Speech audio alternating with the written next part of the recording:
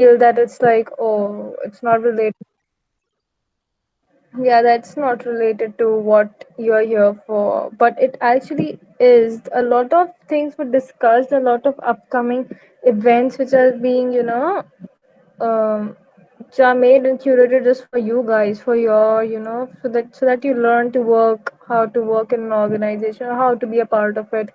This is training plus internship kind of thing. So internship means that you would need to work.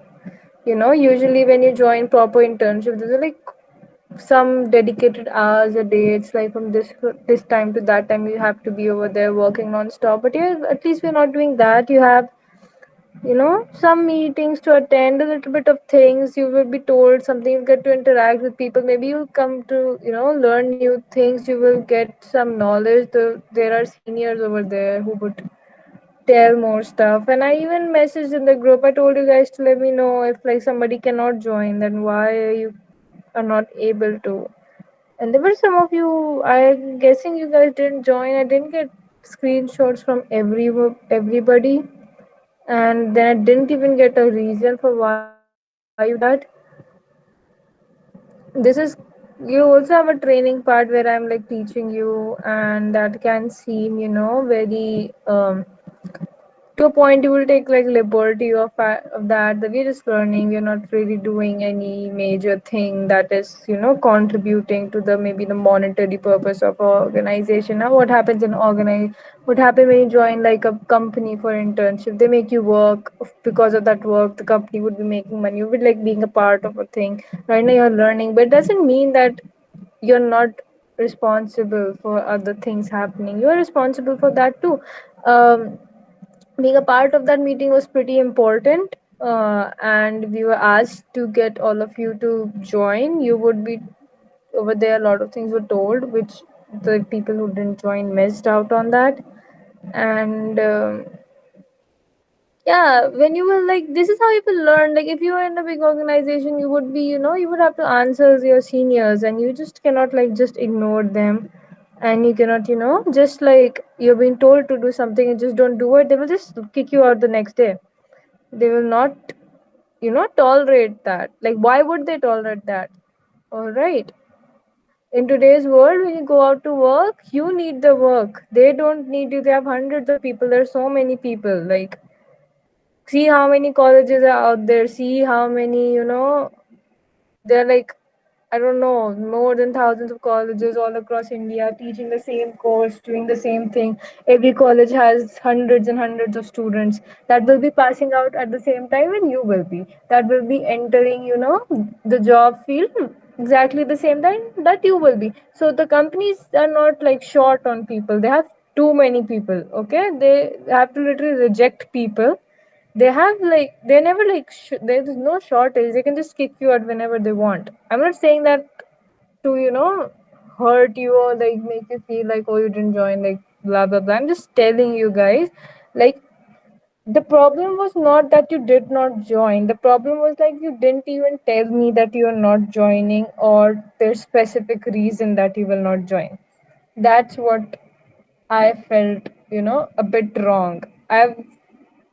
I was there. I even texted. I was there to like support. If you guys would have given me like a proper reason for that, I would have, figured out. I would have talked to them, like for so and so reason, this person couldn't join, but I didn't even get a reason for that, which was like I was kind of hurt, to be honest. I have been like pretty supportive, and I don't, you know, just go on rally. And it could have been like, oh, so and so, so and so, so and so did not join, and like so this action should be taken on so and so person. But I just don't like doing it. You guys are over here with me. You're in my team. I'm your team leader. I'm responsible for taking care of you guys.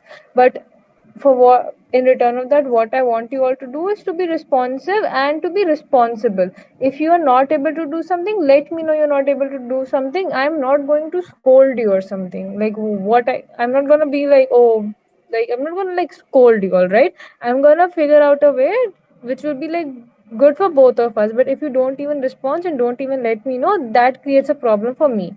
Okay, then when I'm being asked like why so such and such thing happened, I have nothing to say. All right, don't put me in that position, don't put me in that spot. I'm over here to teach you, guide you, and I'm responsible for you all too. All right, and I'm here to help. Don't feel like, oh, we'll just ignore this message and then things will happen on their own. No, you all use your phone, you all have your phone in hand all the time. The most I'm expecting is like a 15 to 20 minute difference in like me delivering a message to you guys and you guys responding. All right, everybody uses phone. You guys are tech people, you must be working on your phone too. So just be more responsive. Let me know if you're not able to do it. Let me know if you're able to do it. Let me know. All I want you guys is to communicate. All right, that's the only way things can work out easily. Otherwise, there will be problems, and then I don't know what will happen. So yeah, so I'm gonna move ahead of that, but I'll just let you know you guys kind of disappointed me yesterday. All right. So yeah, moving on with the class. Any queries? Anybody? I think I don't really remember. I think somebody asked me for a certain program, and I told them that I don't save the programs that I write while I'm teaching you guys. So do I need to go over something again? Did somebody get stuck in the tasks that I gave you? If something like that happened, you can ask me. I'll explain it again.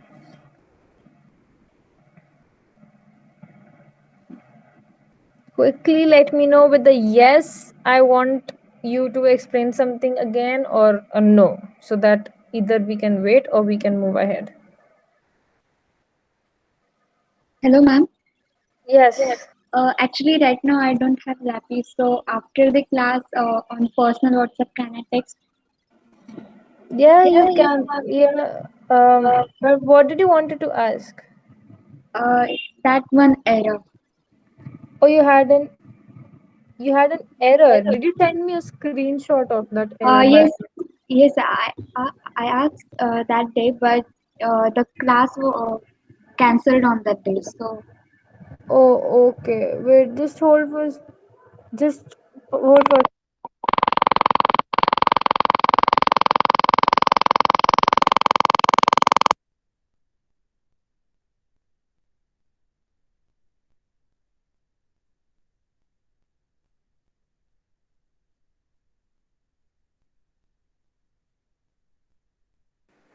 Yeah, so just if you guys can just wait for a second, let me just check. I think you sent me a screenshot. If you did, then I'll just discuss it right now. Just hold on for a second, guys.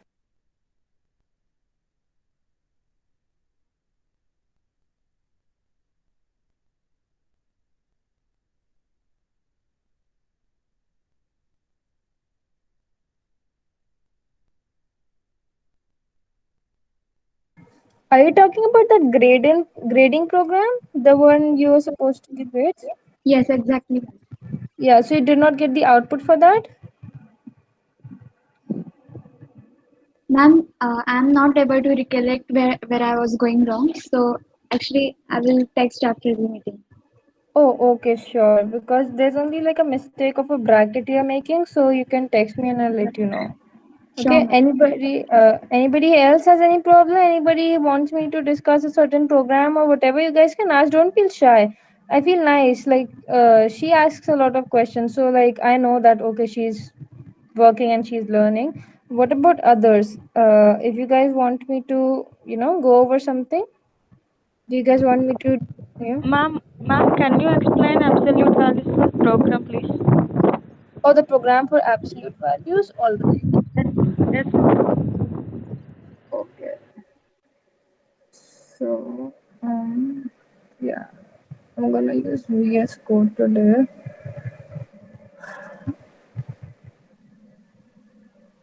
Mm.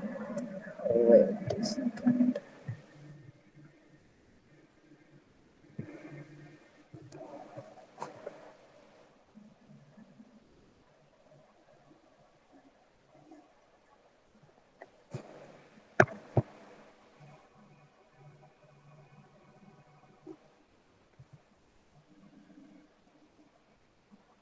Let's say, absolute, let's see.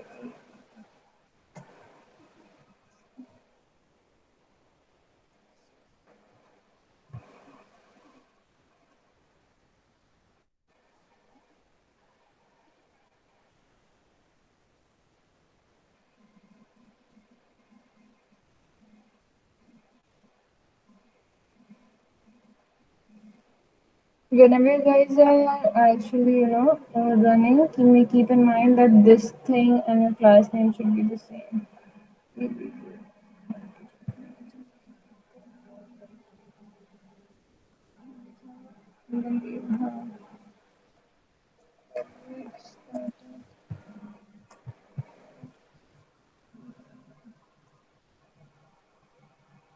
Just copy the string guards from here.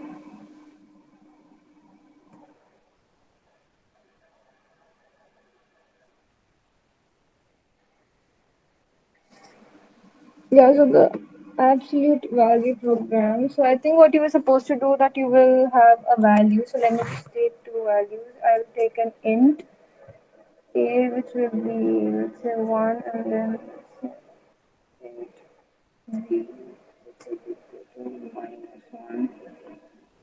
And what my value will represent. Okay. And then you have this.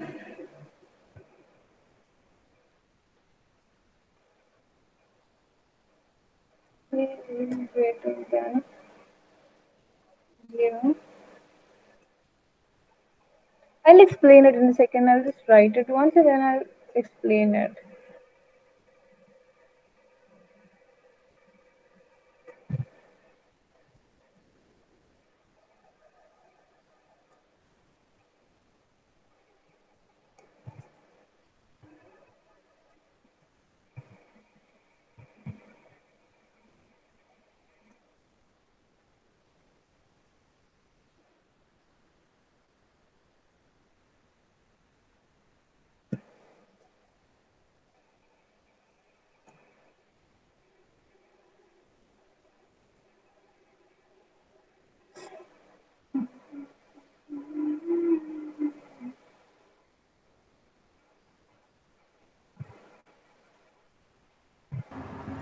Hello, ma'am. Yes? Ma'am, can you please zoom in? Yeah, alright. I'll try zooming in. Okay. So,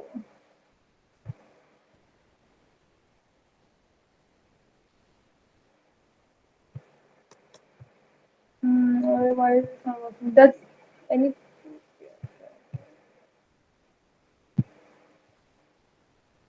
does anybody have an idea how to zoom in a VS Code screen? If anybody, okay, see this one, perfect. Okay, what happened?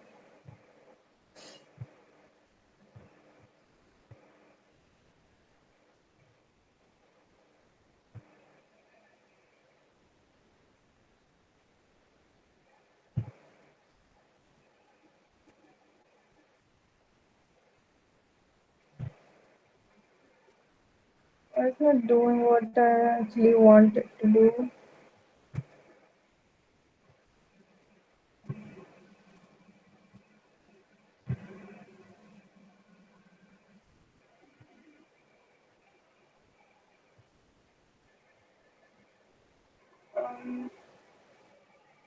Wait a second, let me finish writing it and then I'll figure out how to do that.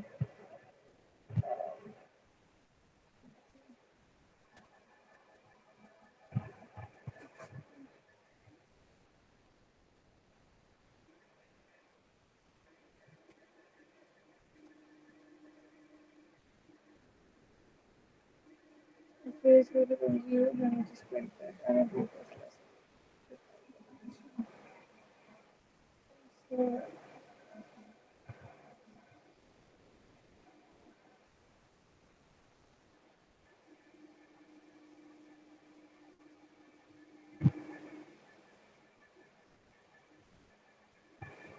okay, it's working.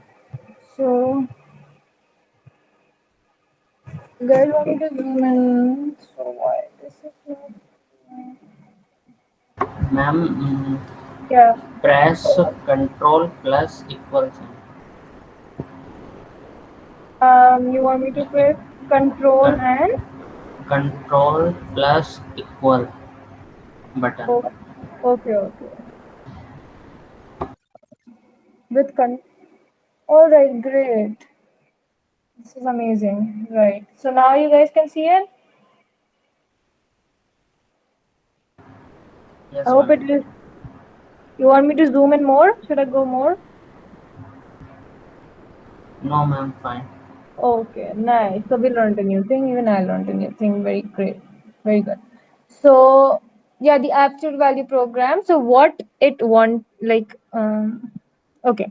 So what we needed to do was I think you all must know what absolute values are in maths. When you have a negative number, let's say you have a -2, and the absolute of -2 would be 2. So, like converting every number into a positive number, like absolute of 1 would be 1, but absolute of -1 will be 1. I hope you're getting what I'm saying. So, all the negative numbers are converted to positive numbers, and positive numbers stay as it is. So, that's what we wanted to do. We just took a number over here. Let me check if it's actually working. What if we make it negative? Like, will it work?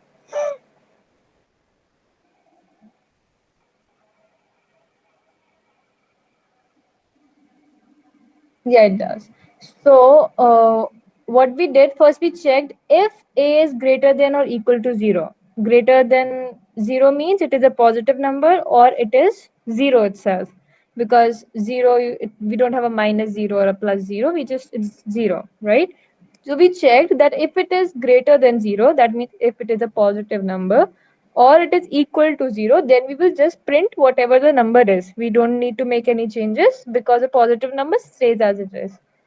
But in the else part, that when it is not greater than 0, that means it's less than 0, that means it's a negative number. What we did, exactly how we do it in maths, we multiplied it with a -1. If you multiply -2 into -1, gives you a +2, right? If you multiply -3 with a -1, gives you a +3.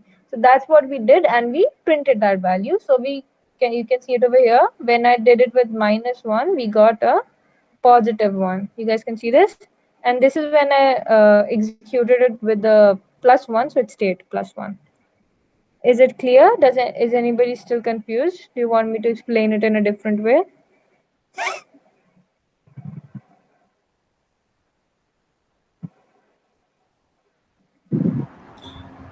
No, ma'am. Clear. Very good. Nice. So now let's move on to the next part. I hope everything else is clear. Does anybody want me to go over anything else? I can still take maybe one or like I can take as many queries as you want. If it's not clear, then doesn't make sense to move on. Um,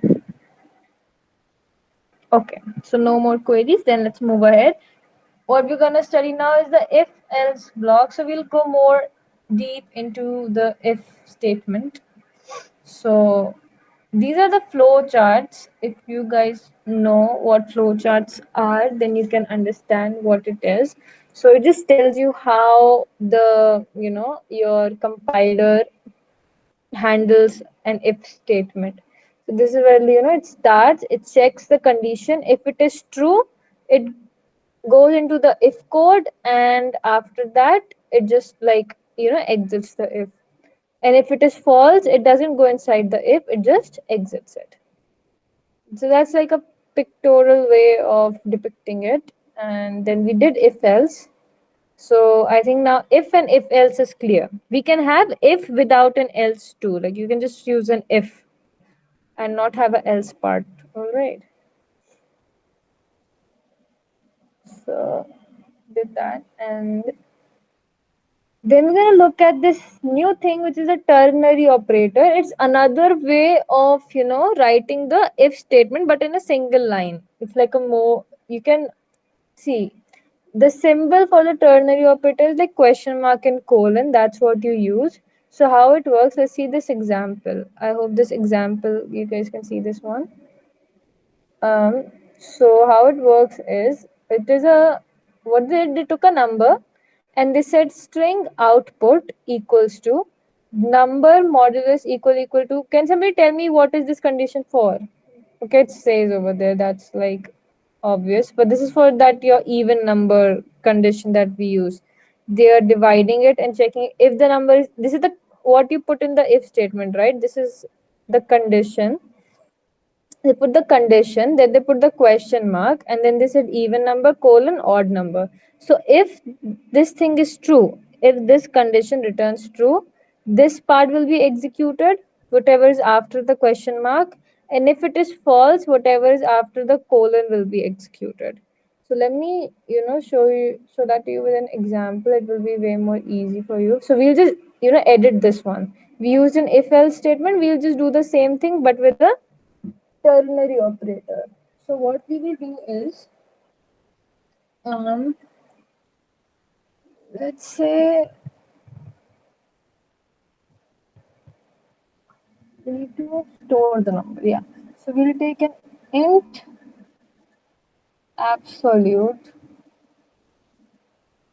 is equals to, and now this is where we're going to use the ternary operator. So what we do first, we put brackets and put the condition in it. What was the condition? A is greater than equal to 0, and then we put the question mark.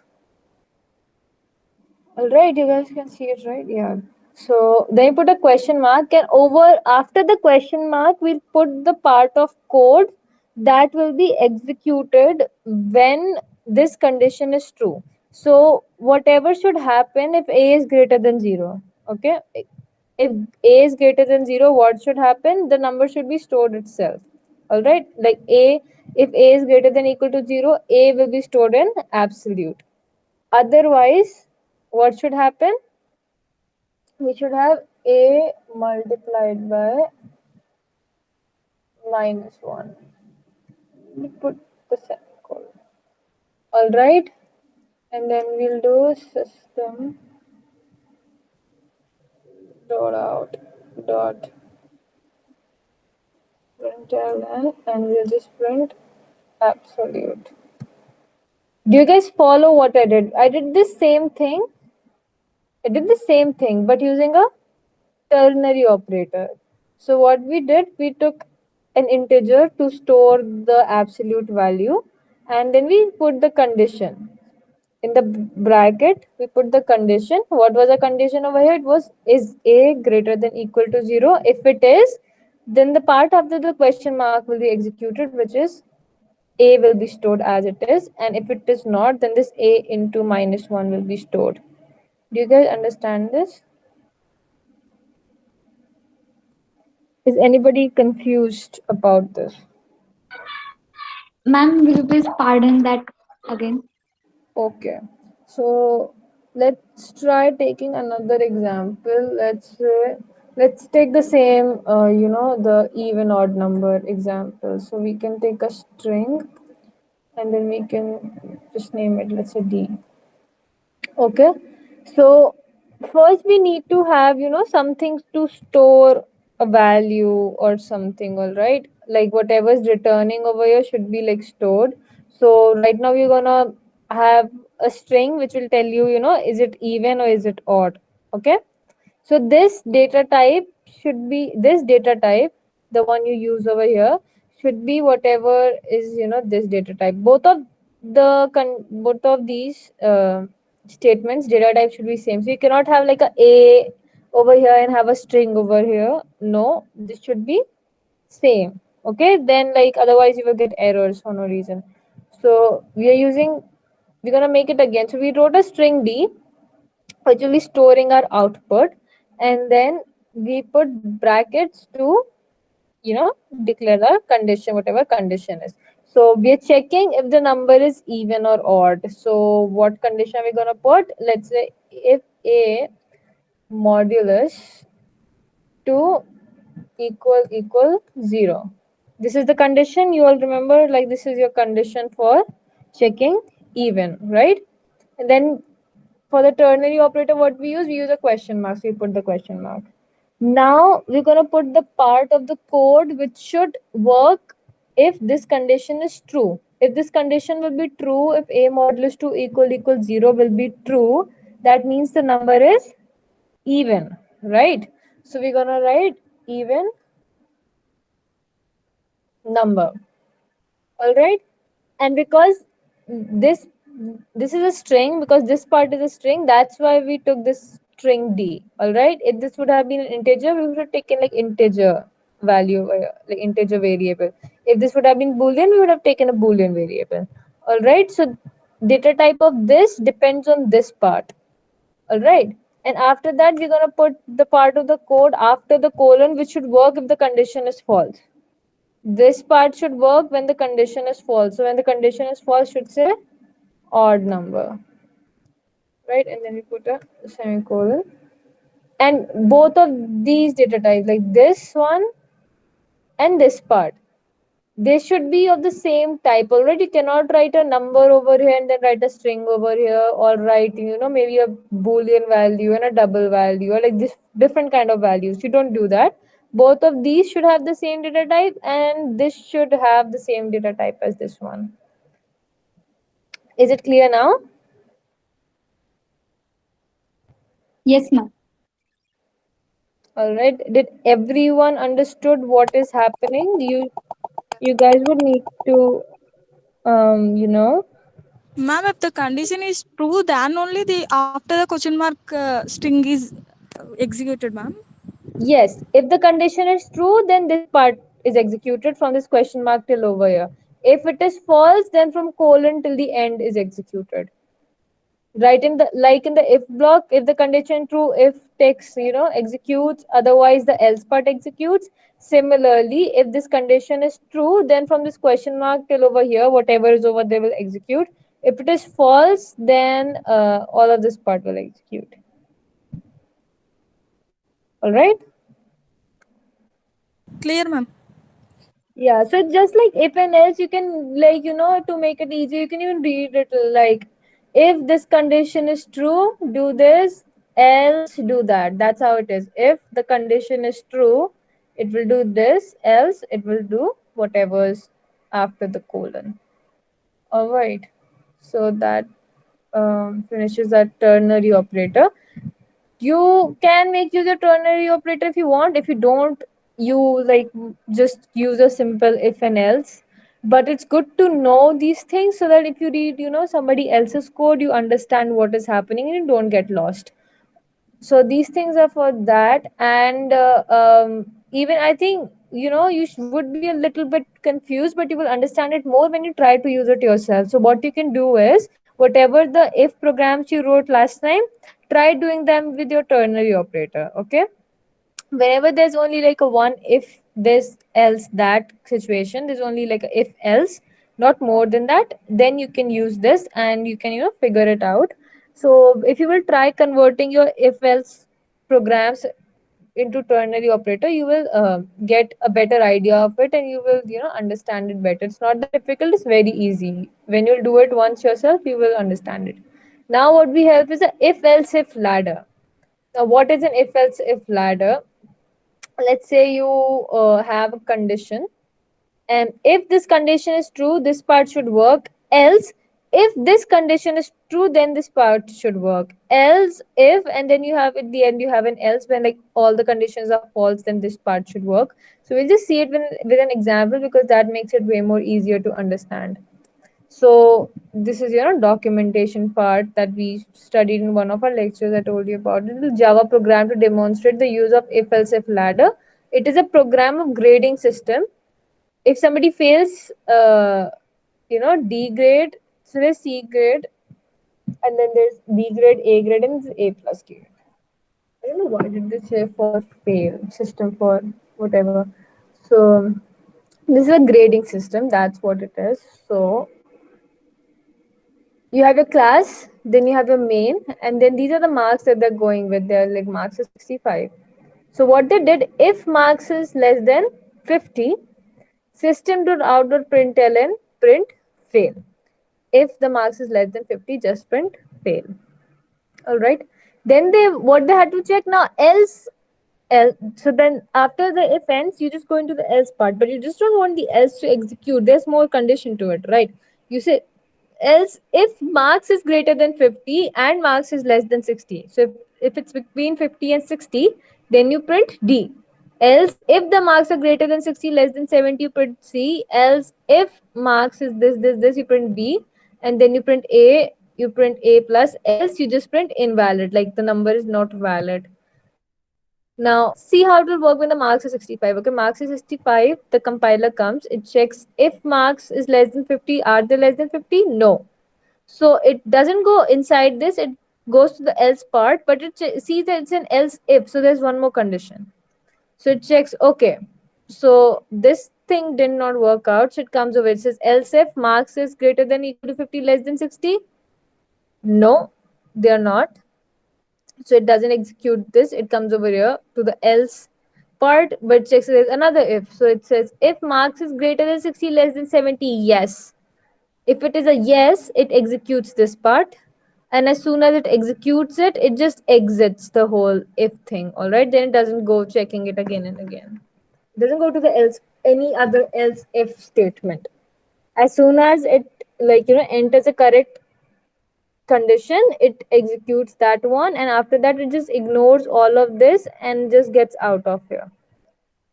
I hope you guys understand what I'm trying to say. This thing saves your compiler's time. If you just do a lot of if this, if, a lot of ifs, the compiler will be checking every if statement and will be, taking more time. Though the time in actuality when you run it, it will not seem a lot, but in computer sense, that is even a second is a lot of time. A computer can do, a lot of work in a second. So if it's even taking a second, that's like, hampering the working of the computer. It's like you're not utilizing it properly. Your CPU. So when you use if and these if else if kind of statements, when you know that if one of the condition is true, it should just work on, like, execute it, then it just should just exit the whole thing. As soon as it finds the correct the correct condition, it doesn't check any rest of the condition, just doesn't check anything else, it just exits over there. I hope that's clear. I hope, like, you got a little bit of sense of what I'm trying to tell you. You guys did a grading program before I gave you for a task. So I even saw somebody using if else ifs over there. So if you guys already knew about it, that's cool, that's like, great. But if you don't have an idea, this is how you should be doing it. So if you use a lot of if statements, the compiler will unnecessarily be checking, all the conditions, and you can even get error, because any marks that is, greater than 60, if you are not putting, all the conditions correctly, that might happen that you, somewhere you say, oh, it should be greater than 60, and somewhere else you're saying any number which is less than 30. So less than 30 means like anything less than 30, you know I hope you're understanding what I'm trying to say. Like, if you say any number is less than 60, and then you are checking even that it's less than 30 in a separate condition, both of that condition will end up being true, because a number less than 60 is also a number less than 30. Like, it's the same range. So using if else if ladder, you will even be getting rid of that situation, because when it encounters like one correct, condition, will just ignore rest and will just, exit the whole thing. Here's another if else if kind of small program where they're checking positive, negative, or zero. If a number is positive, or is it negative, or is it zero? So they said if the number is greater than zero, then just print positive and just exit the thing. Then it will just not check anything else, because if it is zero, then it is, then it's just positive. It doesn't need to check for less than zero or equal to zero. Those conditions cannot be true anyway, so it just doesn't check them. And then it checks else if the number is less than zero, that it's negative. Else it is zero. If the number is not greater than zero and it is not less than zero, that means the number will be zero. So you don't need to say that else if number equal zero. That's useless. That's redundant, because you check the number is greater than zero and you check the number is less than zero. So if it is greater than zero and it is less than zero, that 100% means whatever is left is zero. There's no other third number over there. All right, so you need to keep that in mind when you write a program. Try to make, you know uh, try to write a code in a way that you need to write the minimum amount of statements, and you're not writing redundant stuff that is not needed, that you don't need to repeat it. You don't need to tell Java, like, you don't need to write a if, you know number equal 0. It is just, it's understood that it will be 0. All right, I hope this is like a more easier example. So what I want you to guys to do is, I will zoom in a bit, um go a bit more. Yeah, I want you all to see this program once. I'll wait for 2 minutes, and if you guys do not understand this, let me know. Just try to, in your head, just take a number, random number, a positive or negative number, and go through this, like check in your mind, like, let's take 2. So see, if 2 is greater than 0, what will it do? If you take -2, what will it do? So look at this program once, try to understand it. If you're getting stuck, if it's getting confusing, tell me, I'll go over it once.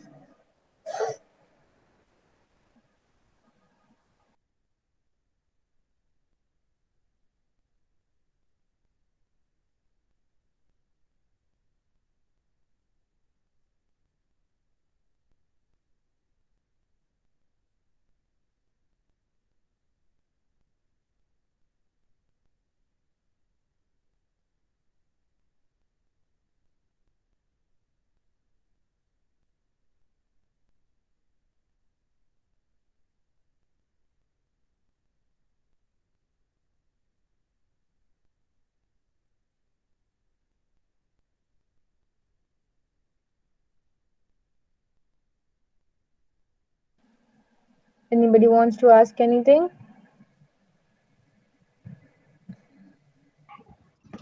Hello, ma'am. Yes. Ma'am, will you please showcase your VS Code window again? Sure. Yeah. I just want to take screenshot of it. Yeah, you can take it. Let me just scroll up here. Let me know when you're done.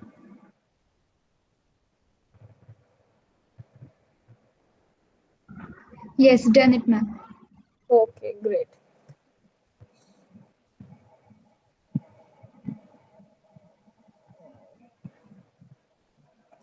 So I'll move forward. Then they can be nested if. So nested if is nothing. Like if you want to put, have a if statement and then have another if statement inside of it, you can do that. Like there's no rule of, you can have as many ifs inside an if.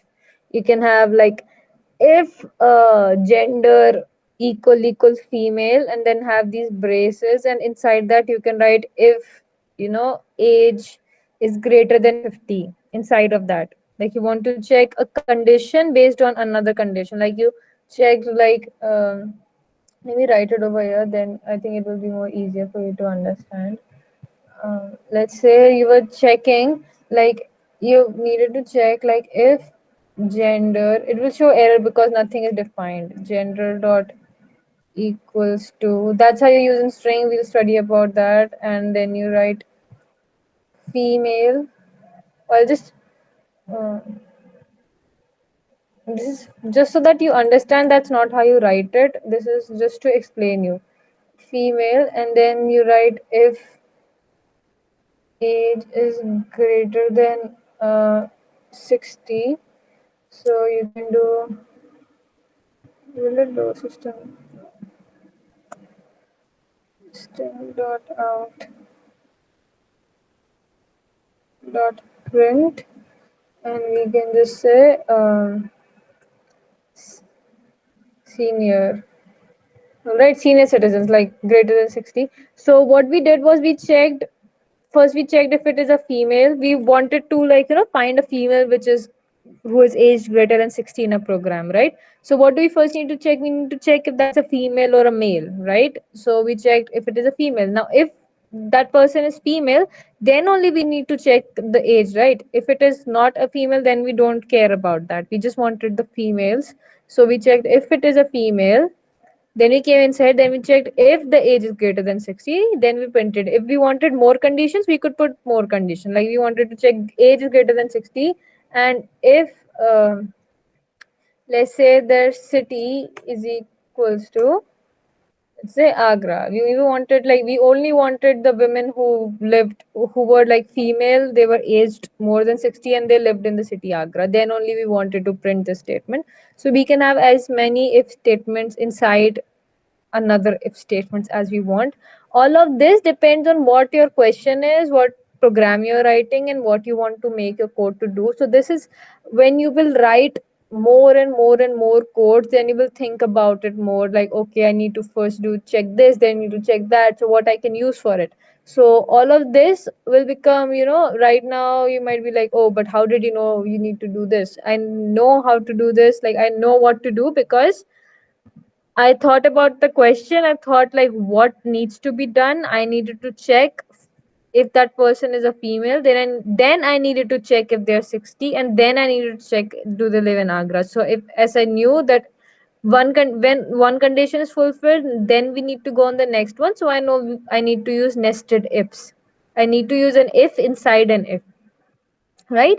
As you will be doing more programs, you'll understand. That's why even if I don't give you like if I give you, a smaller task you want, you can do extra questions and ask me your problems. Doing extra questions is not wrong. Now, what else? I did not tell you guys how to take input, right? That's what I really want to tell you guys. So we can wait on the switch case. First I need to tell you about Scanner so that you can do today's tasks. um, what Android Studio VS Code, yeah. So I have it over here.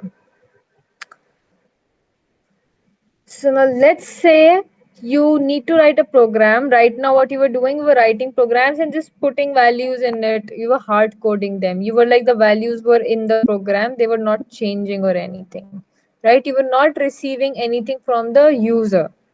You are the programmer, you're writing a program which will be used by a user, right? It will not be used by you yourself again and again. You need to write it for somebody else so that other people can use it too. So now what we're gonna do is we're gonna write programs that take values from the user. Like it will run, it will ask you a value in your terminal window. From there, you will give a value, and on that value, you will be executing some code. So how you can do it? You use Scanner. Now all the people who are using online compilers, I don't know if the online compilers will support Scanner. The one I was using was not doing it. That's why I switched to using VS Code. So if that is happening, just set up Visual Studio Code or whatever IDE you want. It's setting up an IDE would not be that difficult. First, you need to download your JRE, your JDK, and once you're done with that, and what by that what I mean is Google like Java and just download Java in your system once, then download a VS Code and just Google how to run Java programs on VS Code. You will get step by step tutorial telling you everything. If you get stuck, then you can ask me. So or first try in your online compiler. If it doesn't work, then you would need to get an ID because the one I was using was just not supporting Scanner for some reason. All right, so just moving on, how you can accept, data from the user. First thing, before your class, you need to import Scanner. You need to import, this is already defined in Java. Java has done everything for you. You just need to tell Java that you need data from the user. You don't need to tell how it will take the data, right? So we will import this whole class. So we write import java.util.scanner. It's inside this util package in Java. Okay. Hit import java.util.scanner and you put this semicolon. Don't forget the semicolon. And then you write class main. Then you just after that you just start writing a normal program. You have your class, you have your public static void main, and then over here then we start. Then what we need to do is we need to make an object of the Scanner class. We need to make an object. What does that mean? We need to tell our program how to call Scanner, like almost like giving it a name. So we just gonna give a name to Scanner by which our program would be calling it. So how we write it? We say Scanner, and then we can write whatever we want over here. We can just write Scanner S2. I'll just change it so that it works anyway. We can write like Scanner S. okay, is equal to new scanner system dot in. This is how it should be written. If you make any changes in it, it will not work. This is how it should be. This is the way of writing. You write scanner s is equal to new scanner bracket system dot in. And this scanner should be s is capital. Just note that system s is capital. All right. So that's how you do it. So these two lines need to be written as it is. You cannot do make any changes because scanner is already defined in Java. It's already the code, the whole code is already written by Java itself.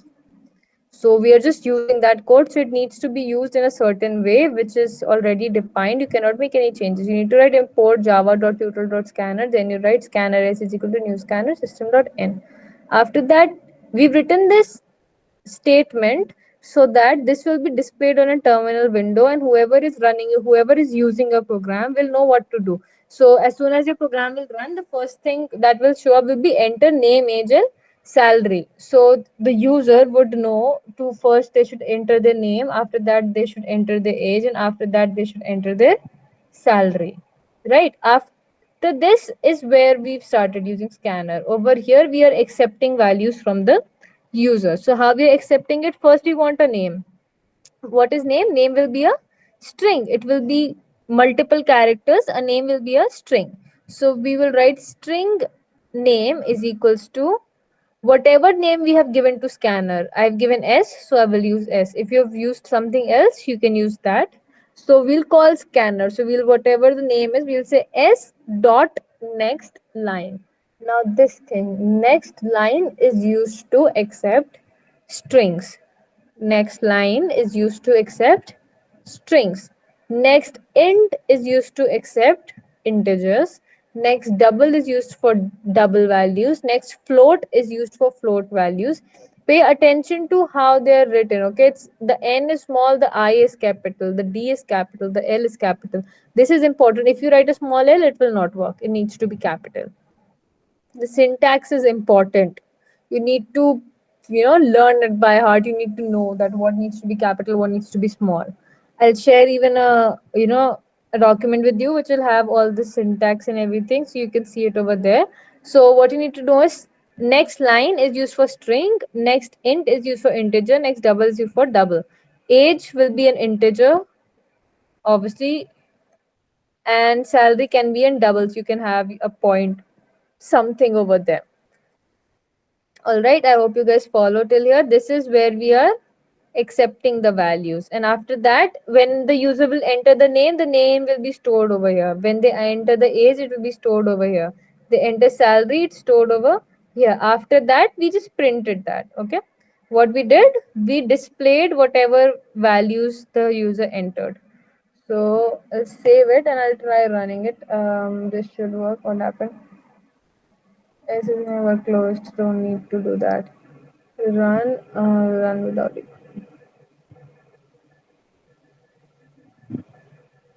Yeah, you guys see over here, this is where it is. I hope you can see it. What did we use before? We control this. Yeah, can you guys see? It displayed enter name, age, and salary, and now it is waiting. What is it doing? It is waiting for me to enter a value. What does it want? It wants my name first. So I just entered my name. Then I need to press enter. Okay, so the name has been entered, but it is still waiting. What is it waiting for? It is waiting for my age. I entered the age. Now what it is doing, it's waiting for salary. I actually don't really have a salary, but I'll just write 100. All right, like doesn't matter. And then it printed it. So what happened? These were the values that I gave the program, right? The program didn't have 1, 20, and 100 in it before. It was waiting for an input. It took an input from me, and then it worked on those number. What did it do? It like checked. It just took it and just printed it. Now we don't have a lot of time. I just want to show you that you can even do calculations. So we're gonna make some changes. We're gonna say enter a number, and then as we accepting a number, it will be an integer, right? Did anybody want to take like a screenshot or something of the screen? Like anybody wants to do that? Then just like do it before. You guys can do that. Don't save these programs. I just write them off the bat. So we did enter a number and then we're accepting a number. So I'll write int number is equals to s dot next int. Next int accepts an integer. Okay, now we'll perform some, let's do something. Let's check if the number is even or odd, and let's do that by ternary operator.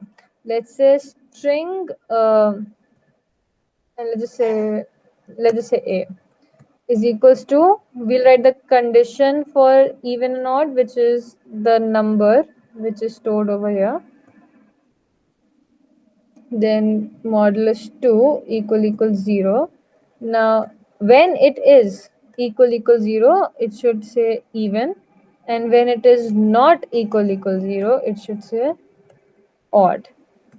And then we will just print whatever is over here, and I'll get rid of all of this. Alright, you guys understand what I'm doing? I'm making the user enter a number. They will enter the number. It will be stored over here, the number. And then I'm checking if the number is even or odd. I put the condition. If the condition is true, it should be even. So even will be stored in A. If it is false, then odd will be stored in A. And then I'm displaying A. So I'm going to run this real quick. We're going to run it without debugging. Yeah, see, it said enter a number, and now it's waiting for me to enter the number. It will not move forward unless I enter the number. So let's enter an even number, and it printed even. Let's run it again. And now let's enter an odd number, and it said odd. So now this is more interactive. Now it's not like just a program where you are, handling stuff. Now the user can interact with the program. The user can use a program. It's taking values from outside the program and working on it. Do you guys follow? Do you guys have a problem? Ask me quickly. The time is almost up.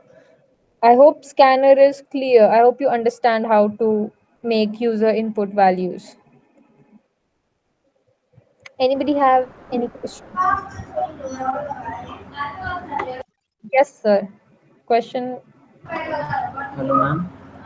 Mm-hmm. Ma'am, what's the meaning of system.in that we use? System.in. Yes, Okay. ma'am. So we write system.out. We write system.out, right? Yes, Ye, ma'am. so what this is see, system is a class. It says over here, it contains several useful class fields. Okay, this is system is already defined by Java. Okay, system is a class in Java. It has a lot of already defined functions, methods that we can use. We just write system.out.println, and this thing magically is like displayed on the terminal. It doesn't happen like that. A lot of things happen behind the scenes. We just don't need to care about it. That's what abstraction is. Java has already written the code on how this thing from here will reach your terminal. We just call this in the class system. There is a method out. We are just calling that and we are using it. Okay, in this class system we have this out and println. That's what we are using. So we're just telling Java, go to system, go out, go to out, go to println. So all of whatever is this in this out class, in this out thing, they are used for outputting stuff. Okay, that's used for outputting stuff. In the same way, system has this dot in. It has this in part also, which is used for inputting data. So this is used for this has a lot of predefined code which helps Java to input data. So all this system.in, system.out, and other things that we write, what they are is even scanner that we wrote java.util.scanner, right? What is util? If it I hope it okay. It's not doing that. So you can search about it. I'll share a document with you which will have a lot of stuff. You can go through it and ask me again. But what they are, all these things are already like codes written in when you download Java. These like come with it, and we are just calling them to do certain work. Even right now, we just wrote we just wrote the system dot like s dot next int. We did not write how the value is coming from the terminal into your program. That is all over here. This handles all of that. I hope it's clear, right? Yeah, ma'am. Clear. Yes. So you all of these things you guys can read about it. I'll share a document if you guys are interested in it. You can read about this. This is all kind of a theory part, like what all classes are predefined classes in Java, predefined packages in Java, predefined methods in Java, and how we can use it. There's also this math functions, which I think I will cover one day. It like does all those log calculations and your powers, right, like 2 to the power 2. If you write a program for 2 to the power something, it will like be a good program, of 3 to 4 line. It will take some time, but it's already defined in Java. You can use that math class. You can write math dot POW, like pow, and then you write whatever number you want to calculate and we'll just print that. So what this does is you don't have to take care of that part. Java does it itself. So yeah, anything else? Anybody else has any problem? I hope you guys understood how to, you know, take user inputs. And in for today's task, I'll share this on in the class in your group as well. You need to solve these questions, and what I need you to do is wherever it's possible, try using ternary operator. Wherever it's possible, take input from the user and use your if and else statements. Tomorrow we'll move on to switch case and loops. All right. So if you guys have any question, ask me, or you can just start leaving the class.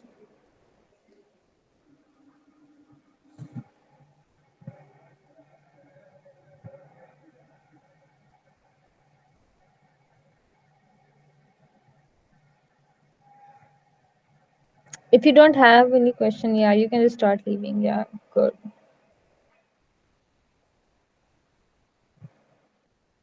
You guys have any questions? No questions, ma'am. Thank you. Thank you.